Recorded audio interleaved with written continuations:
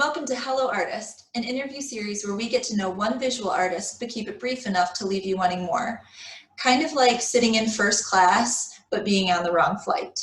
I'm your host, Marissa Thaler, and today we're talking to a sculptor who is no stranger to air travel.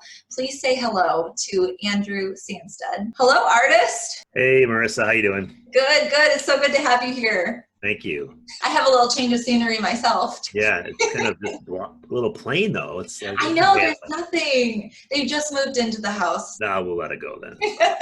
So how today's interview is going to work is I will give you 4 questions and then we'll have a speed round. Sound good? That was perfect. All right, so why don't you start out by telling us who you are as a creator and what kind of work you do? Over the last few years, I've really evolved to becoming mostly just a metal artist. I started my kind of professional art career doing decorative painting, plastering, and murals, and then through Scrap Fest kind of really embraced metal. I try to use everything like probably 75 to 90% reclaimed and repurposed. Was it Scrap Fest that kind of pushed you in that direction? It was, yeah. So I like the very first year of Scrap Fest was the first major metal project. A little before that, my dad owned a company and I learned some welding from some guys there, some friends that are blacksmiths. So just my involvement. So what are you working on right now? Right now, I'm finishing up comedy tragedy masks out of scrap metal. Working on that project, and I have a couple trophies to do. One of them is a neighborhood event, which a gentleman I've done him for. He does a neighborhood grilling competition every year. So I've got those trophies to do. And then for a beard contest in August over at Emily City. So what kind of stuff typically inspires the work that you do? I spent a lot of time being around public art. I like to go to the Broad a lot and MSU campus because there's a lot of the sculptors that I admire, like Jonathan Prince and Albert Paley, who have sculptures on campus. Roxanne Payne. Believe it or not, music, hearing their creativity being expressed, I think when you just immerse yourself in other people's creativity. Is it the lyrics more so, or is it? Yeah, I think it's a combination of both, but especially the, meaningful songwriting to me. I think anytime you can stir something emotionally, for me anyway, I tap into that creative process. So you carry a journal or keep your notes, so you can be like, I'm going to write this idea or sketch this idea down. So I do that a lot when I'm flying for work. I'll be like, have my sketchbooks, and sometimes I'll like wake up from a nap on the plane or something, like, oh, I got an idea, and write that down. So what would you say is the biggest or most important moment of your career so far? Well, I think definitely for the metalworking, it's been Scrap Fest. I've done it every single year.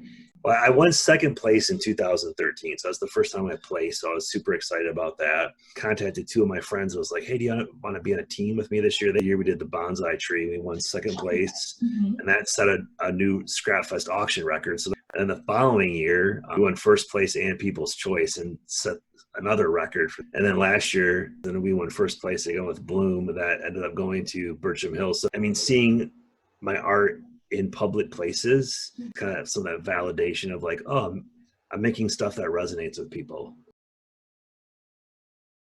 So we have come to the speed round portion of our interview. Are you ready? I'm ready for it. Yep. All right, here we go. Okay. Question number 1. What is your favorite color?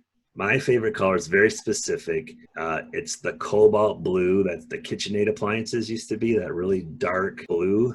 That's my favorite color. Question number 2, who would you say is your favorite artist? I always go back to, I love Picasso, and he is also a sculptor. I think the reason he's my favorite is because like he challenged the norms. So he was trying to fight fascism with art. He's like confronting the Nazis and painted Guernica. Like, did you do this? He's like, no, you did. And I mean, I think that just shows he understood what that art did. In terms of contemporary living artists, like Mark Bradford is a mixed media artist out of LA, and he's just gigantic installation mixed media pieces. Question 3 is, what would you say is your favorite part of your creative routine?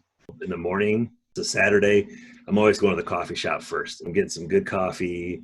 I get some magazines, and I kind of just want to absorb myself with all that, like just kind of get the creative juices flowing. And question 4 is a question that's just for me. Okay. What would you say is your favorite tattoo? It's the second tattoo I ever got, but it's Levi Hatch, that's an eclectic that does all my tattoo work. I said, I want a phoenix, but I wanted an owl. I like American traditional and Japanese traditional. Can you do something of that? I just kind of let him, kind of a theme in a lot of the art I've done. So that's my favorite one. Your like covered in tattoos. You didn't start Yeah. that long ago. No, like 6-7 years ago. Oh Yeah. my I'm God. actually going like this Saturday for another one because of the delay. So that's going to be. Do you have much room left? Oh yeah, 6'2". I got a lot of real estate. So.